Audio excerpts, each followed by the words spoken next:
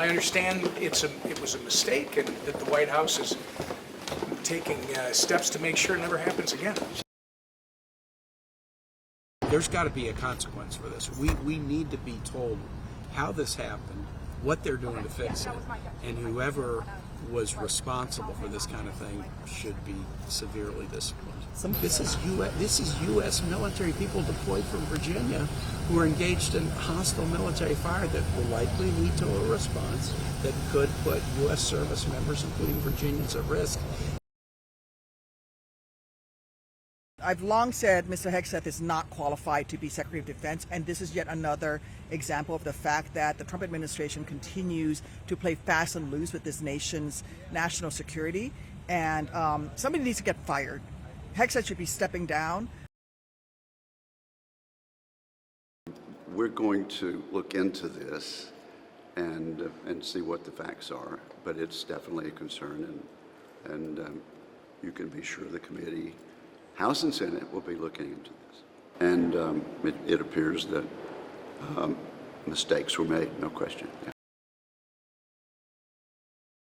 I will guarantee you 99.99% with confidence, Russia and China are monitoring those two phones. So I just think it's a security violation. And there's no doubt that Russia and China saw this stuff, within hours of the actual attacks on Yemen or the Houthis. So that's wrong. At the end of the day, you make mistakes, and I'm sure President Trump has made his voice be known to the SecDef and the people involved, because that's a pretty scary situation. Yeah, I mean, was it responsible? Well, it's a mistake. We make mistakes. We all make mistakes, and I don't know how it happened. It might have been a communication problem with somebody in the communications department. But, you can't put just blame on just one person, other than the fact that the person in charge of that is the Secretary of Defense, Pete Hegseth. He'll get it corrected, and, that's just part of transition and growing.